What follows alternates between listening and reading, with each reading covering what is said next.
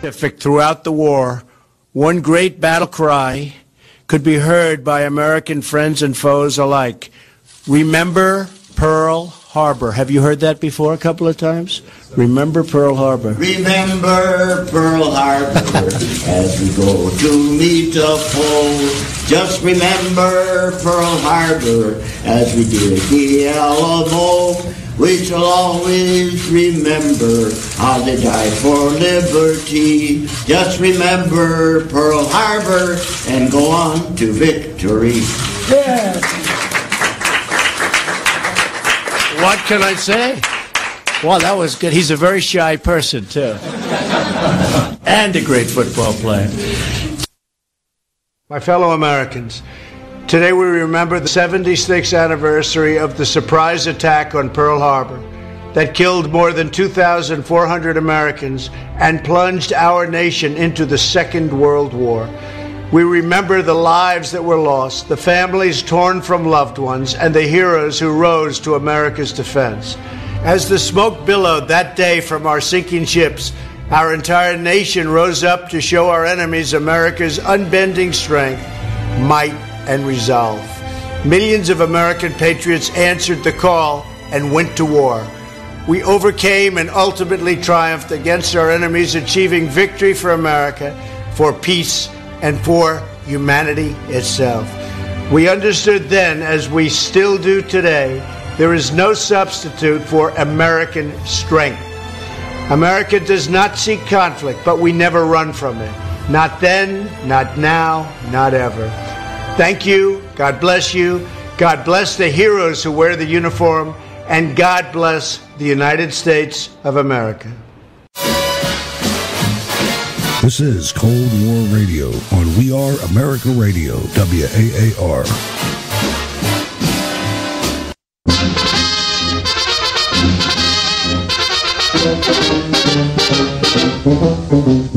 History in every century records an act that lives forevermore.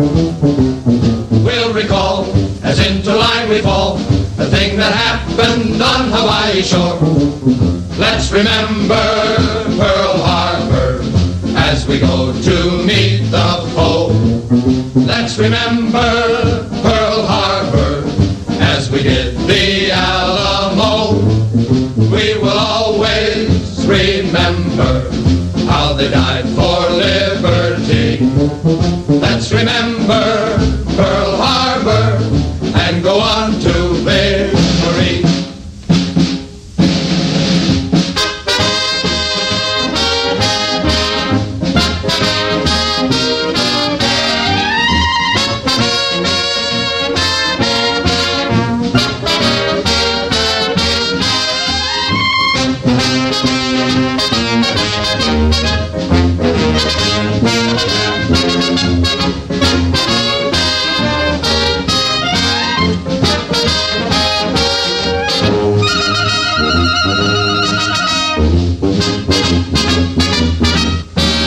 Let's remember Pearl Harbor as we go to meet the foe.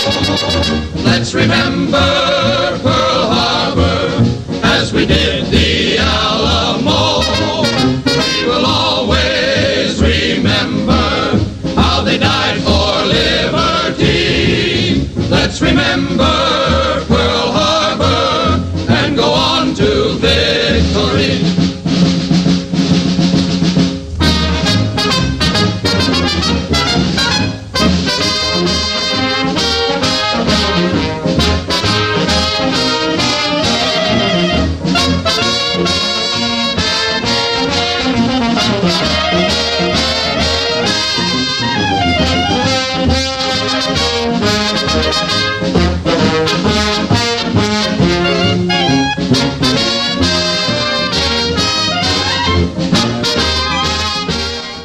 Daddy K, ladies and gentlemen, and welcome to Cold War Radio, live on our home base, WAAR. We are America Radio, your number one source for streaming political and government talk anywhere. I'm Hutch Bailey Jr., deep down in the bunker in my Smith & Wesson studio in the city of Pittsburgh. And from Atlanta, let's welcome Miss Stacy Rush to the program. Good evening, Stacy. Good evening, Hutch Bailey Jr. and everybody out there listening tonight. What a great intro that was, Hutch. Thank you so much. I got to do that every now and then, and just imagine that's the kind of music that used to play on the radio. I know. In America. America. Please follow me on Spreaker, ladies and gentlemen. Like the Facebook page, facebook.com/Cold War Radio 22. You can see everything there, most everything. You can catch the show on Roku, Blueberry, YouTube, the 405 Media that's having a tough time right now, I imagine.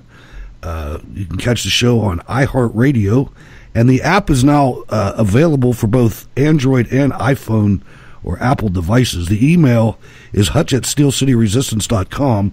Cold War Radio patron hotline, 412-567-1460. The chat room is up, the best chat room on the internet, on Spreaker. You can go to steelcityresistance.com, catch the show notes links. You're going to need those tonight. We have a deep bench when it comes to show notes. We're not going to get to everything. When you go to the website, please become a Cold War Radio patron in the right-hand column. If you want to send mail, Hutch Bailey Jr., P.O. Box 96022, Pittsburgh, Pennsylvania, 15226. And I want to thank Ken C. from King George, Virginia, for his gift of the best jelly beans in the world, Ronald Reagan's famous Jelly Bellies. Thank you, sir. And incidentally, on the intro, especially the first part when you had the president, don't you just love him at events like that? I mean, I'm proud of that guy. But he had Chief Quartermaster Michael Mickey Ganich is the maestro that started singing Remember Pearl Harbor. Just a great event, Stacy. Oh, he is. You know, it's so nice to see a president again after a long 8 years who loves this country, loves the military, and consistently shows it. And it's so authentic, you know. And it's a great thing to see. So yes, I agree. He's wonderful at these events. Authentic, rough edges and all, just like all of us have. You know, the regular people. Now I went to today is obviously a date that will live in infamy. December 7th, 1941. I wanted to make sure that I had that date properly because I was on the fence between 41 and 42. But it is 41. But you know, I Googled that, Stacy, and you know what I got? I got December 7th, 1941, a date which will live in infamy. FDR asked for declaration of war. And then a couple questions about what people also asked. And then the top stories. And listen to the top stories. This is how we have degenerated in this country. Donald and Melania Trump mess up their Pearl Harbor messages. Daily Beast. Trump misquotes FDR's Pearl Harbor speech as only he can. New York Daily News. You know, that's where we are right now with the media. I know. It's sad, and at the same time it's helpful, I think, because they continue to show themselves for who they are, and I think as they continue to do it, more and more people wake up. It's a sad state of affairs, and I can only imagine how everyone on God's green earth would have reacted had any conservative media ever gotten close to treating Barack Obama the way that Trump is treated. Nope, I agree. And you know, something else that I've been thinking about this, you hear Lindsey Graham and McMaster, all these warmongers out there just banging their pots and pans about North Korea. Mr. President, if anybody's listening to this show from your camp, I would give you some advice. Do not do anything on your own. Put it on Congress. Do what FDR did. If you want to commit one additional soldier with rounds in his weapon, then tell Congress to do it. Make them declare war or don't do anything. Now, obviously, I know if the mainland, if the motherland is in imminent danger, then you must do something. But as far as attacking another country, you better make Congress do their job, because I'm telling you something. The Democrats, and even more importantly, the Republicans, will hang you out to dry. Yes, they will. Yes, they will. He's got to very skillfully thread this needle with North Korea, and it may not obviously be, he may not be able to, depending on how North Korea acts, but I would agree with you. He's got to tie everything that he can around Congress's neck. 100%. They've shirked their duties for the last 10 years. Mm-hmm. They're getting paid as much or more than they ever did, and they're not doing anything. That's their responsibility. It's in the Constitution. Make them do it, or make them own whatever happens if they don't do it. Yeah, it's amazing how much power they've ceded to the federal branch over the last decade or more. And you know what? I agree with you. It was nice to see a few of them take back some of that power with what's going on with the FBI. Subpoenaing new witnesses, talking about holding them into contempt, and they need to follow through with that because they have oversight duty. And it's about time and that we saw someone like Jordan today kind of stand up and take that control back and remind the FBI that they have that duty as well. And it's time that they start doing their job. And I hope it's not just chafe, because they could take the additional step of defunding the FBI. Mm-hmm. And they need to do that. I mean, if they're not getting, especially on that committee that has direct oversight, if they're not getting answers, then shut them down. Fire them. I'm telling after today, and I know I'm kind of getting off into a different subject, but I agree with you. They've got to do something drastic with what's going on with the FBI. The more and more that we learn about it, it's so corrupt. It's insanity. And they do need to grow some kahunas and start doing their job. And that would be a strong step. And if they had to do it temporarily or what have you, a strong message needs to be sent. I mean, if you have to do it with a platoon of infantry next to you, do it that way. I don't care. I'm tired of this. That's the way that I felt about it. And I think that I told you this the last time we were together. Is there not some mechanism where they can go in and take the documents that they seek? Do you know what I mean? There is. There's a couple different ways. I'd have to look into it specifically on the FBI, but I mean, you have the Capitol Police, you have the military police. Mm-hmm. I mean, I don't care what it is. If you got to put tanks out there, do it. But you better be ready for step 2, 3, and 4. That's right. You know what I mean? And that's the problem with them. They're never ready. But with what we found out today, and I think from what I'm hearing that's going to come out over the next 2 to 3 days about just what's been going on with the FBI. I mean, the fact that he would not answer about the FISA warrant today really made me insane, And he's new. He's not even, I don't know that much about the guy, but he wasn't in the FBI before, right? I think he was in the Department of Justice. I don't believe he was an agent, but I could be wrong about that. That's something else that ought to change. Yeah, I agree with you. There's the whole institution over there is it's in shambles, and I'm sorry to get us off track on that. That's okay. That's all right. It was good to see Jim Jordan remind him, look, we have oversight of the FBI. If these documents are classified, so be it. We'll get in a skiff and we'll view them, but we have the right to them, and you will bring them to us, And the only thing that scares me is, and I've said this before, I just hope that's not the end of it. Mm-hmm. That it seems like we always have this high drama, and then it's over. Yeah, and then nothing happens. No, I agree with you, but I think that this is too important, and I think that he's kind of saying it without saying it, that that this dossier, in my opinion, was what was used to get the FISA warrant. And I think that's the only reason that they haven't released the information, because once you determine that, this whole investigation goes by the wayside. It's done. It should be worse than that. The people that introduced it should go to prison. Absolutely. And if it's John McCain, let John McCain die in prison. I don't care. I mean, they've almost destroyed this government. This is like a coup. And it's not even silent. It's a coup. And it's interesting, too, Hutch, when they were talking about, I hear the talking points of the day, for those of you who don't watch mainstream media, I noticed were Donald Trump and how he is destroying all of these very important institutions, like saying the FBI is in tatters and going after the mainstream media. And I'm like, are you on crack? Donald Trump didn't destroy the reputation of the FBI. The higher-ups at the FBI did that. The mainstream media being attacked by Trump is deserved. They did this to themselves. And it's amazing to me that they continue to, just go at it the way that they're going at it.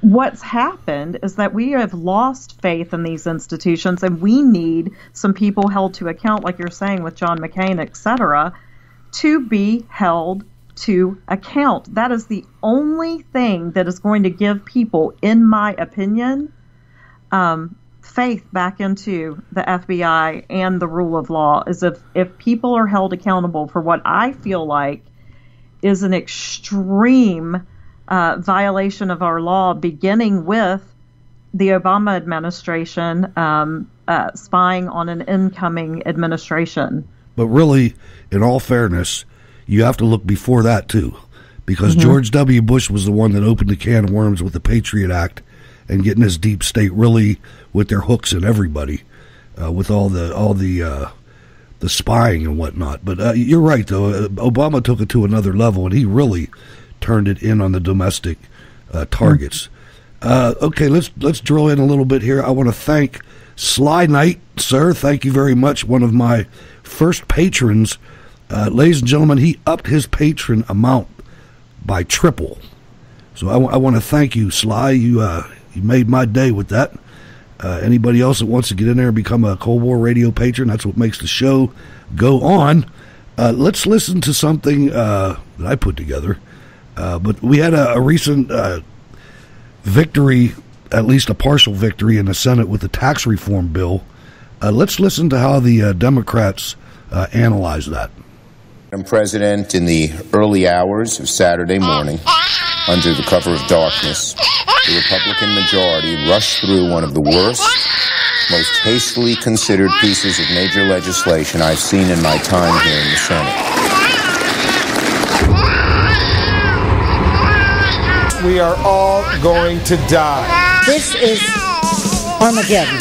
Friday was my single worst day as a U.S. Senator. It's really akin to rape. This is the death penalty to the people in my district. How can our Republican colleagues be so heartless and cruel? I think it's as undemocratic and as anti-American as anything I've ever seen. One of the great robberies, act of criminal activities, if you like, in the modern history of this country, because the federal treasury is being looted tonight. That's why we call it a tax scam. We're educating the American public about this tax scam. Is the worst bill in the history of the United States Congress. This cruel, malign, malicious, misguided bill. If the Republicans pass this horrible tax bill with a health care repeal added in, this is really devastating. But I think this could trigger a depression in the United States at some point. A depression in the United States? You really believe that? A recession, I'm sorry. With my piece explains why an estimate that thousands will die as a consequence of this bill is actually a very conservative estimate. I didn't come down to Congress to rape and pillage the people of my district. Oh, my God. So there you go, ladies and gentlemen, thoughtful analysis by the Democrats. I couldn't get over the Bernie Sanders part. He says they're looting the Treasury. That's our money, Bernie, not yours. You're the one that looted us. All he wants a little bit back, you know. No doubt. And, you know, I absolutely love the overplaying of their hand. I mean, I truly do not believe to this day that the Democrats get that their playbook from the 90s no longer applies. And so this Armageddon, Granny's going to die, everybody's going to lose their health insurance, people with cancer won't be able to get health insurance. People see through it now. So I say keep on keeping on. There you go. Now, John Lewis, Representative John Lewis, refuses to share stage with Donald Trump at Civil Rights Museum opening. Caitlin Collins from CNN tweets, White House on News, Reps Lewis and Thompson won't attend museum opening because Trump is, we think it's unfortunate that these members of Congress wouldn't join the president in honoring the incredible sacrifice civil rights leaders made to right the injustices in our history. Can we get over this? I mean, everything this poor guy does, these left-wing radicals, They just can't get over themselves. It's unbelievable to me. I mean, it's not unbelievable, but it's so. I think it's like you said. They're showing themselves. I mean, they are bearing their. There's no secrets anymore. Not with anybody. Not with our congressmen. Not with the media. Not with the deep state. Everybody is out and proud right now, and I think that this makes John Lewis look so small. They're going to, an opening of a civil rights museum, and you're going to let your distaste for the president keep you from honoring folks like that. That just makes him look small. It does. And again, it's completely unsurprising. But this, I think, again, would have worked and not made the president look small. They probably would have been putting pressure on other presidents to, you shouldn't go, right? Let the civil rights House member go. But, this isn't going to work with Trump. And this tired playbook, it's just simply not going to work. So, again, keep on keeping on, Democrats. It only helps us. I mean, they're still talking Russia. It's nuts. I love it. I'm going to make some enemies right now. Maybe. I don't know. I'm going to do it anyway because I told you from the beginning, ladies and gentlemen, I'm not worshiping anybody in Washington. And this story came out, and I'll tell you, it came out during work, and I emailed it to myself. I emailed the link to myself from the Daily Caller. And when I got home tonight, the link was dead, and I had to go through 3 pages to find. I had to actually search for it to find it. I could not scroll. I scrolled all the way to the end of the Daily Caller. And then I had to search for it, and I finally found it again. It's an exclusive report by Jack Crow, and I don't know if he was forced to take this off or what. But this is something that's made me nervous from the beginning. You can go back to the early shows when the president was picking his vice presidential running mate. Indiana congressional candidate claims the Pence orbit is discouraging competition. And this reads right out of Mississippi and Alabama to me. A sense of loyalty to Vice President Mike Pence among establishment Republicans is proving a difficult obstacle for one challenger to his brother, Greg Pence, in the upcoming Republican primary for Indiana's 6th Congressional District. Conservative grassroots candidate Stephen McKenzie discovered the influence wielded by the Pence family after losing the support of a prominent Indiana businessman and former conservative Indiana congressman, both of whom promised to back his campaign until the powers that be warned them against aiding one of Pence's challengers. As soon as Greg Pence announced, we had a number of people approach my family and other people in my campaign who said it would be in my best interest if I stepped down, McKenzie told the Daily Caller News Foundation. In fact, 5 days ago, I got a call from a former member of Congress. People would know him as a very strong conservative. He said, "Look, Stephen, I just got a call from Greg Pence, and this is someone who told us they would never support him and who told us they were behind us 100%. And he said, look, I can't take the risk, Stephen. You need to back out and you need to endorse Greg Pence."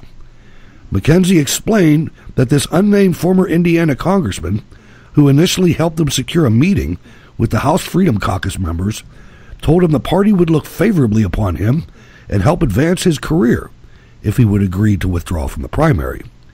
He said, "If you want a future, we'll give you some things. We'll give you opportunities. This whole quid pro quo thing is sickening me." The very reason he said that to me is the reason I'm running. That system has to be disrupted, McKenzie said. He was trying desperately to justify what he was saying. He said, "Even though I know I said you should stand up against the establishment, blood is thicker than water. I'm getting pressure from the vice president."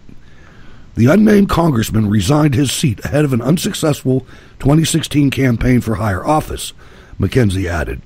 The description fits former GOP Indiana Rep. Marlin Stutzman, who vacated his seat in 2015 to enter the Indiana Republican Senate primary but was defeated by Republican Todd Young, who went on to win the Senate seat in 2016.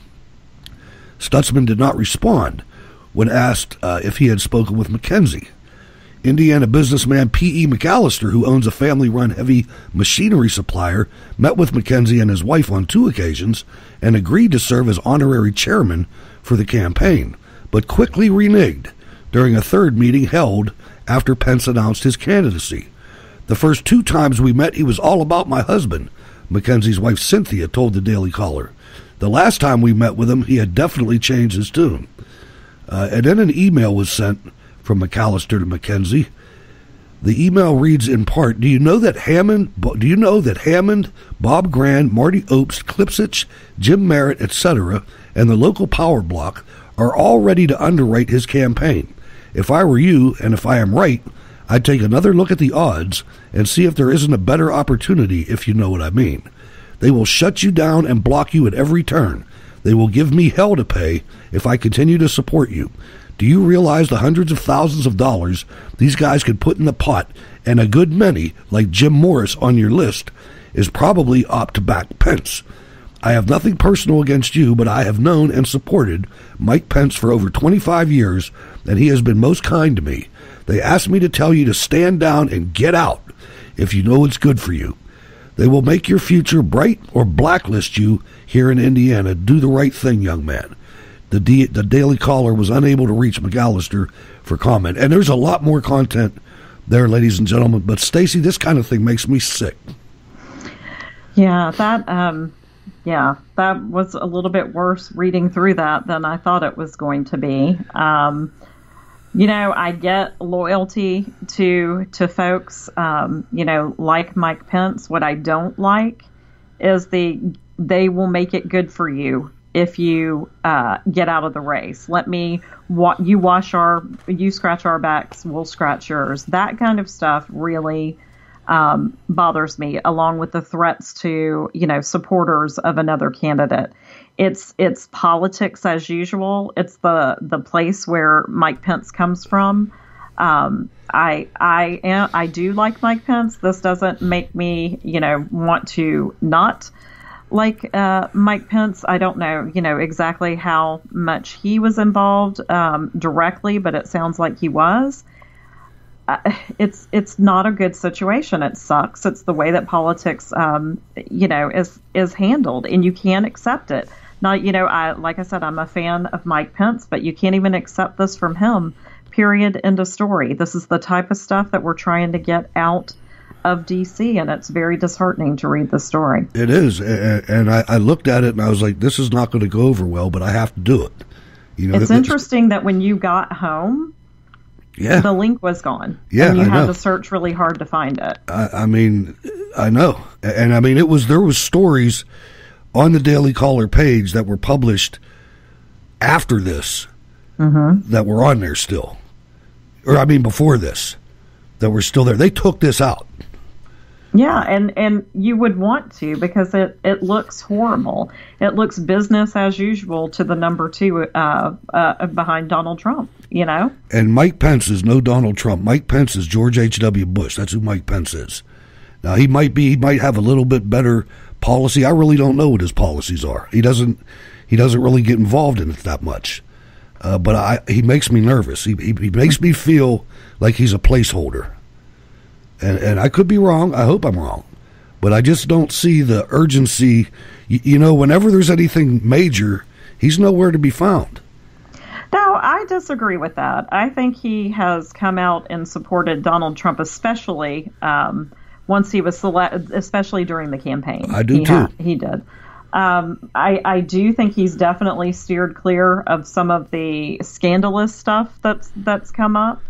And I think that's a little bit more of a testament to Mike Pence in general, and the kind of man and the way that he leads his life, and doesn't really want to get embroiled in all of that. But I think he's been pretty good at defend. He's been one of the best defenders of the president, in my opinion. But again, all of this is very every last bit of it. No, I agree with you 100% about being a good defender, and the jury's out. I'm not denouncing the guy yet, but I'm just making sure everybody knows that we're all human here, and he's a politician, and that's the way it is. Deborah from Texas, go ahead. You're live.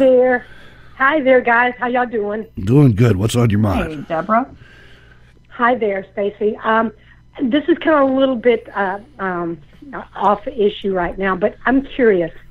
Trump signed that what is it? Utah freeing up, the monuments. Yeah. I'm gonna. Yeah, well, and does that tie into Agenda 21? I don't know how a monument would. I don't know that much about the issue, though. Do you, Stacey? I don't. I'm going to tell you that Agenda 21 came to my attention when so much was going on with healthcare and with Benghazi. It was the one very interesting story that I did not do a lot of digging into, so I don't know if it's tied to Agenda 21. No, I know about Agenda 21, but it's more... Well, the way I understand Agenda 21, it's the way, and I hate to be to scare people or anything, but it's the way for the government to control every part of our lives, and they want to squash all, I'm going to say, owned property and make it federal lands, and so they can, in my opinion, so they can shrink people, the populace, into an isolated area and make everything else part of government property. You know, and it goes into a lot of other things like healthcare, like you say, a lot of different things, like the big lie about population explosion. There's no freaking population explosion. It's another way to control the people.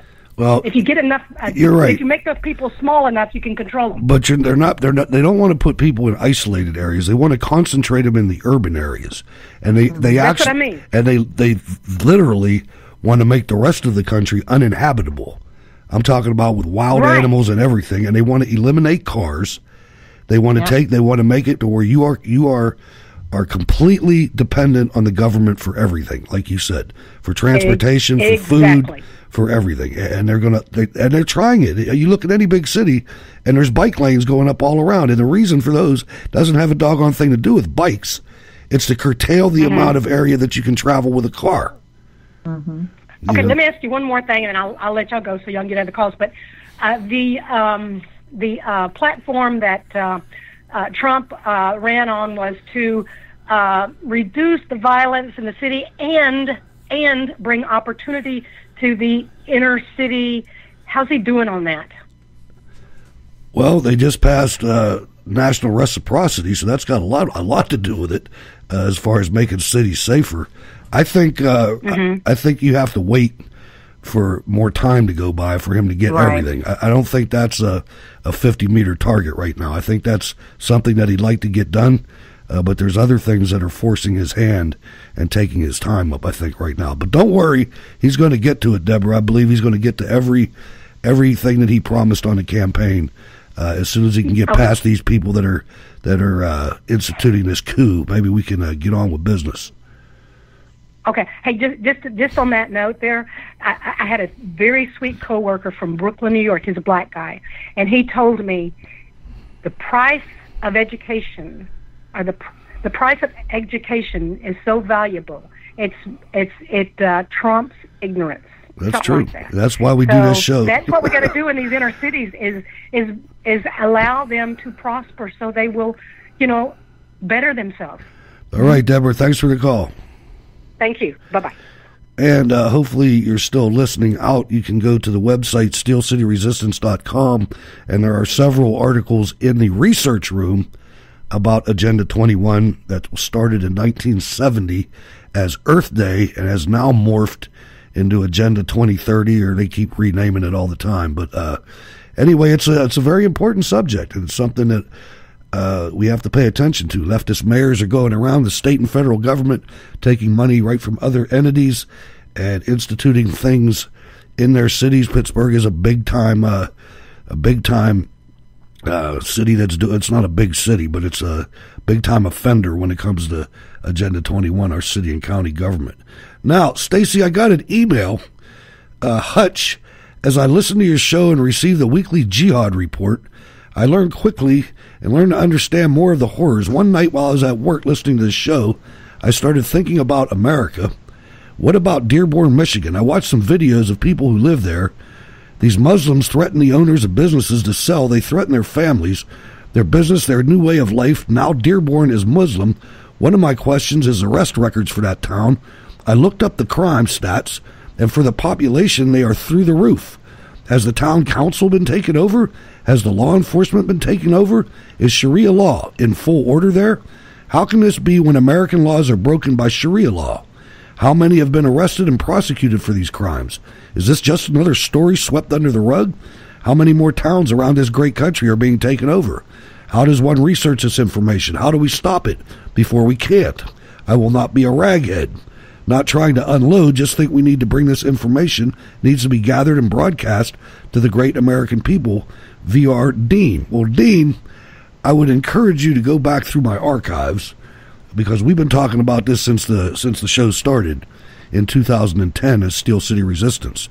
But to your point, and Stacy and I have talked about this before, Shariahville, USA, cities surrender to Islam. The biggest example of a takeover is Hamtramck, which is outside Detroit, and since 1920 it was called Poltown, Polish community that's been fully transformed by globalism and the federal government's Islamic immigration program.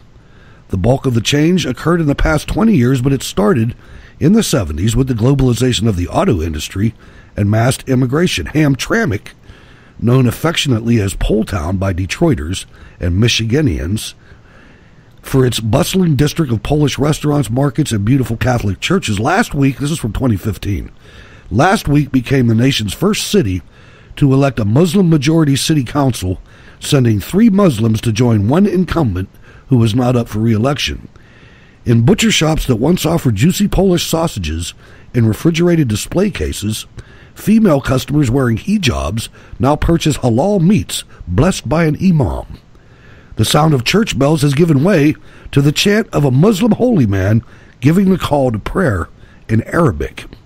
Many of the storefronts have been converted to mosques, and the call to prayer is blasted over loudspeakers 5 times a day. Poltown has been transformed. Some critics in neighboring communities call it Shariahville. Within hours of the historic election, Muslim political organizer Ibrahim Algan was caught on video giving a chilling warning. Now we show the Polish and everybody else that, and then the cheers drowned out the rest of his words. You know what? Let's listen to it right here. And shrinking Polish community in Hamtramck. Today, we showed the Polish and everybody else that widen the rift between the growing Muslim and shrinking Polish community in Hamtramck. Today, we showed the Polish and everybody else that we're united. That statement from Ibrahim Al-Jahim touched a nerve. So there you have it, and we covered that as it happened. And now it's spreading. Stacy, the city of Sterling Heights, 14 miles to the north, is on the front lines of a contentious battle between the Muslim community with its progressive backers and those who would rather not see their city transformed in the image of Hamtramck. Now, this is the problem, Stacy. The progressives, for whatever reason, get behind these people and they just totally subvert American law. Yeah, they do, and then they would be the first people, who would be just as bad off as the rest of us infidels. They want to defeat us all, and yet they they back this agenda, they back these types of changes, and I think they will rue what they've been working for unless we stop them, like the folks at Sterling Heights did. Yeah, they did. I mean, their planning board voted 9-0 to reject plans for a mega mosque on September 11th before a packed house. Hundreds of residents who could not fit into the meeting chambers stood outside and cheered wildly as the vote was announced. Let's listen to that vote. And elation in Sterling Heights. Plans to build a mosque rejected. Hundreds showing up at City Hall to have their say. That proposed mosque has certainly been a hot topic for weeks now. Let's get straight to 7 Action News reporter Aaron Baskerville live in Sterling Heights tonight. Aaron. Stephen, the Planning Commission says that mosque would be too big and too tall for that residential area, and that's why they voted it down tonight, 9-0. And of course, that led to a range of emotions. The action of the Planning Commission is to deny the request for this proposal. After that announcement, voting down any chance of building a large mosque in Sterling Heights, emotions erupted. Looks like Iraq, not USA.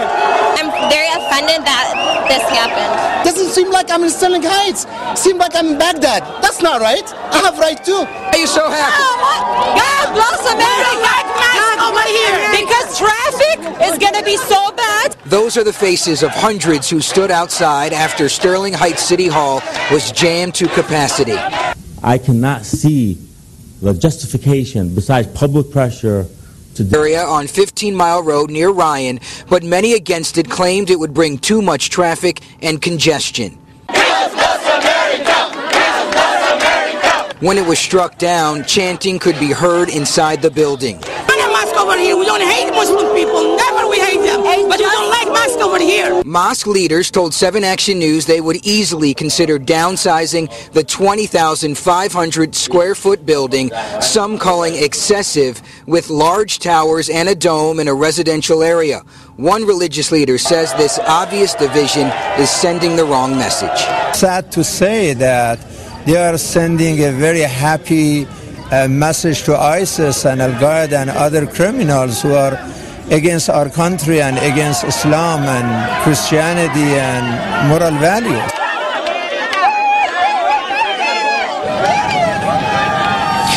The mayor of Sterling Heights issued a statement tonight saying this decision was based on objective land criteria, not religious beliefs. He went on to say tonight, quote, Sterling Heights has a solid reputation for inclusiveness and tolerance reflected in a wide variety of places of worship across the city. Mosque leaders say they offered to revise their plan, but of course that did not work. They say this fight is far from over. For now, we're live in Sterling Heights. Aaron Baskerville, 7 Action News. Thank you, Aaron. And the women in the background you heard were Chaldean Christians that live there, that are Christians from the Middle East. And we had a guest on the show one time, a Christian from that area. And if you're still listening to the show, I'd like to get in touch with me. I'd like you to bring us an update. But unfortunately, Stacy has an update just in the last 2 years. That was 2015. Where are we now, Stacy? So what's occurred is the mosque is going to be built in Sterling Heights after the city reached an agreement with the U.S. Department of Justice and the American Islamic Community Center, which had sued the city after it rejected the center's plans. Attorneys for the AICC cheered the settlements, calling them a victory for religious freedom and the Muslim American community, which was concerned after the city in 2015, the vote that Hutch was just talking about, denied permission for the center to build a mosque on 15 Mile Road between, yada, yada, because they believed it was not well suited for the area, which they said was mostly zoned for residential use.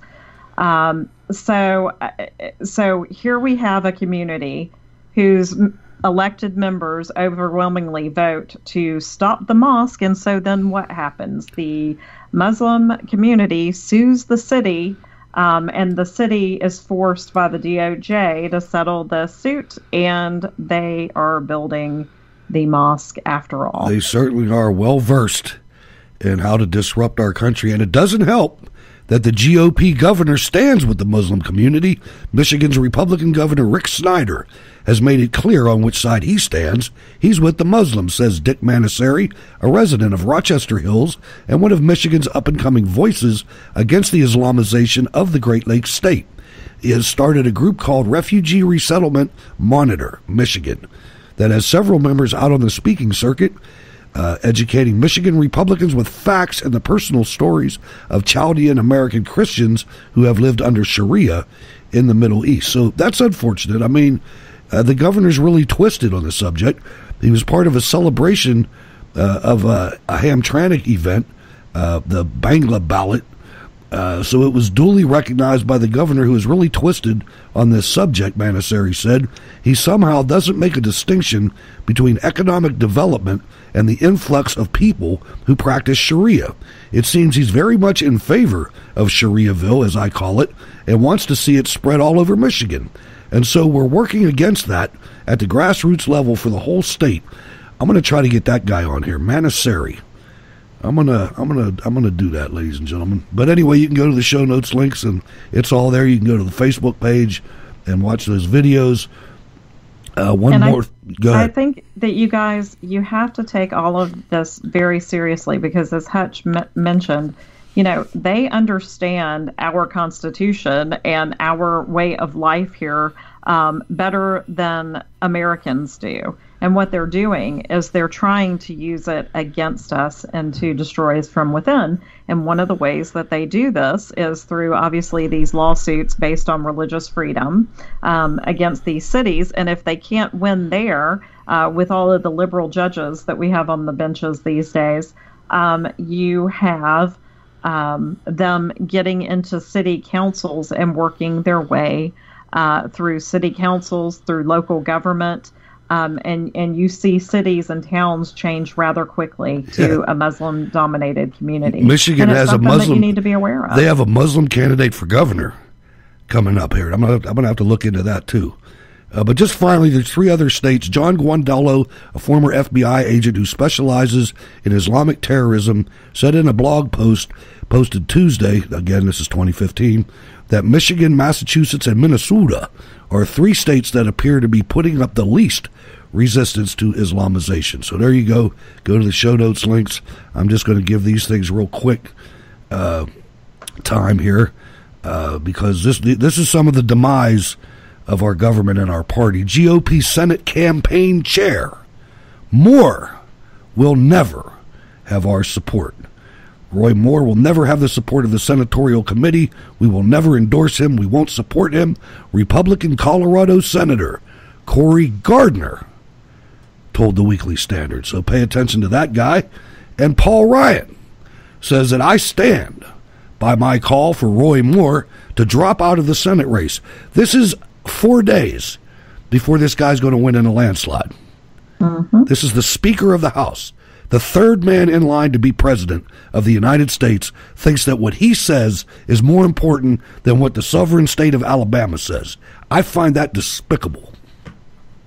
Yeah, I do too, but it's par for the course because, they know best.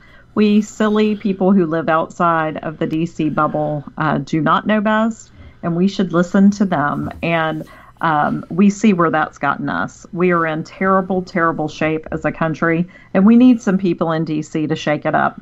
I'll be honest, Roy Moore, not a big fan. I'm not, period. But I would, if I were in Alabama, I'd still be voting for him. And I would tell you that right now, because we don't need any more of these Paul Ryan and Mitch McConnell approved candidates, period. No, I agree. Work for the American people. If it's a choice for me between a Bible-thumping guy like him and he's got some views that are really, when you look at them, they're not necessarily that bad. They just don't play well on TV.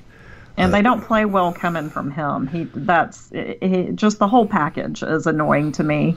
But I agree with you. I'm not saying what he believes in is wrong or inappropriate. It's just his delivery definitely leaves something to be desired. And I'd rather at least know where he's going. Paul Ryan. Like I said, if I were there, I'd be voting for him. I would be voting for him. I can say that. For the people I hate the most in politics, more than Democrats, I've had their names on placards in my front yard. John McCain, Paul Ryan, Mitt Romney, all of them. And it's just, that makes me mad that I got fooled that bad so many times. I'm just glad that this Trump phenomenon occurred, and at least we finally peeled the onion back a little bit, and we can figure this out. Now, one of the things that 412-567-1460, we got time for another call if you'd like to call up. But the other thing is this DOJ.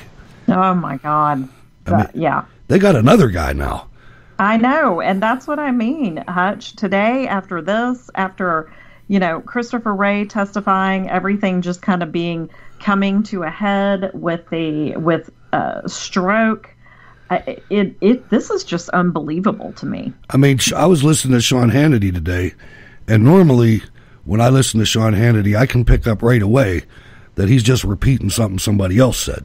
Mm-hmm. Unfortunately, I'm not trying to get on him, but I'm just saying. But he was mentioning names today that I'd never heard of before. Mm-hmm. They keep digging out more and more people, and I'm thinking, what? What is this? This guy, and James Rosen, by the way, one of the best journalists in the country, who happens to work for Fox News, says that DOJ official Bruce Orr has been demoted amid questions about his contacts with an opposition research firm. Senior Justice Department official was demoted this week amid an ongoing investigation into his contacts with the opposition research firm responsible for the anti-Trump dossier, the department confirmed to Fox News. Now, I mean, you start thinking about this. This is all falling apart, and what is going to be the mechanism for somebody to say it's over? How's that going to come about? I mean, that's what I wonder. I mean, is this going to be something where the president has to do a physical action, or you know, we've never been here before. Well, and it's you're right, and Sarah Carter was talking about this story about the Bruce Orr today on Sean Hannity's show, and she mentioned this is going to be, if everything comes out the way her sources are saying, which some have not been 100% confirmed to her, so she's not outwardly reporting it, but that this will be one of the biggest stories of our entire generation of what's gone on here. Because for all intents and purposes, what it looks like is that you had several people, Democrat, Obama, Hillary Clinton loving people who were all in on this dossier, utilizing it to set up the FISA warrant, to start listening in to Trump and Flynn, et cetera.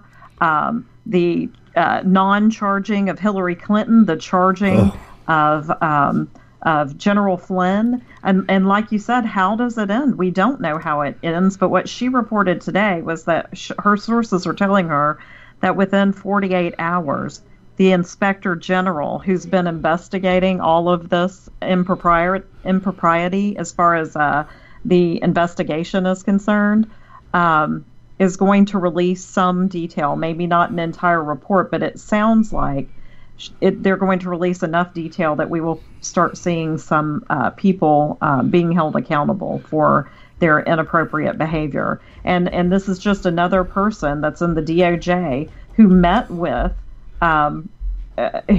the people who produced the dossier.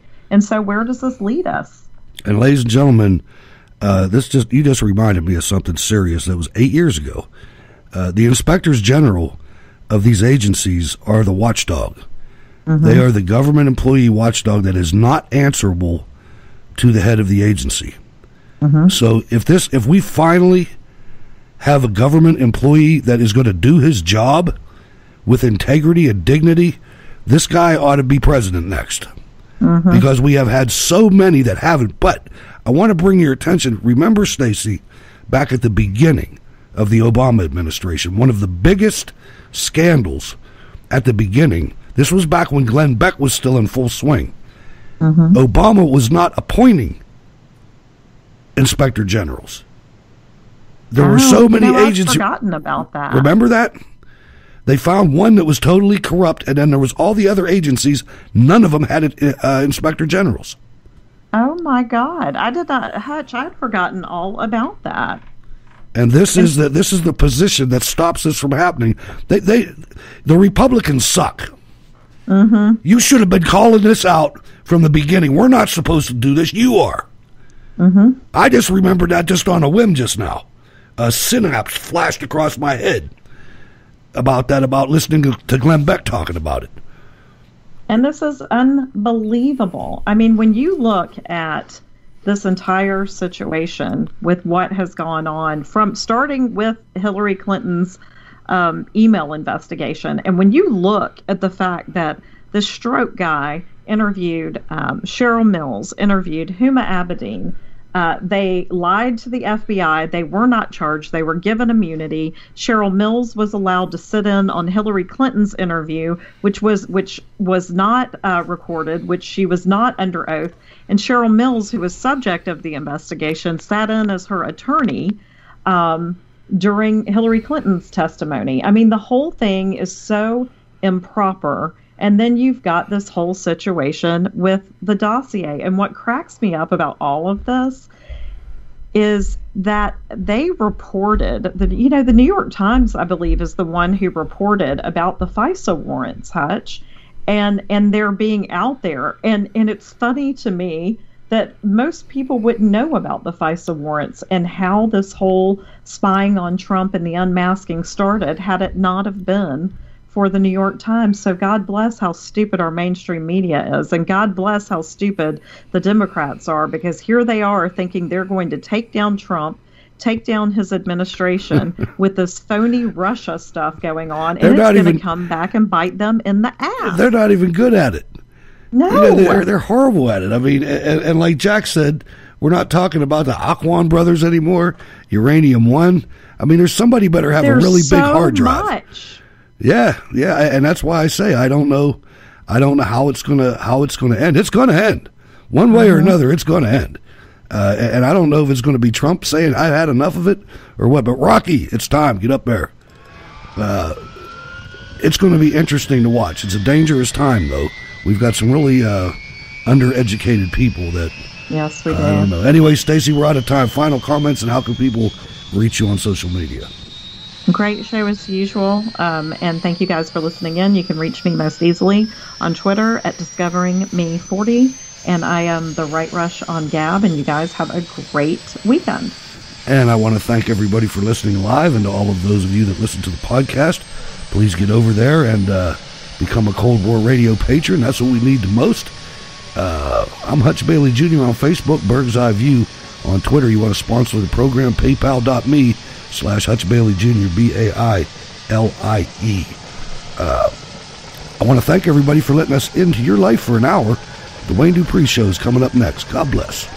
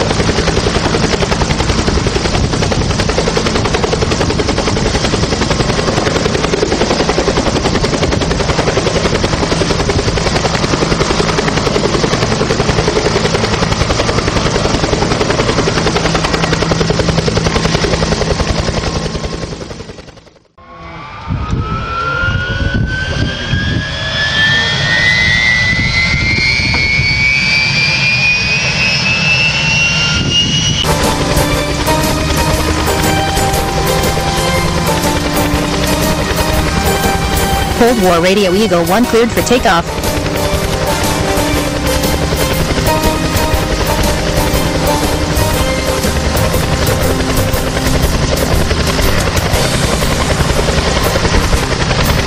Cold War Radio Eagle 1, Baltimore bound man. Destination We Are America Radio Studio. Rocky out.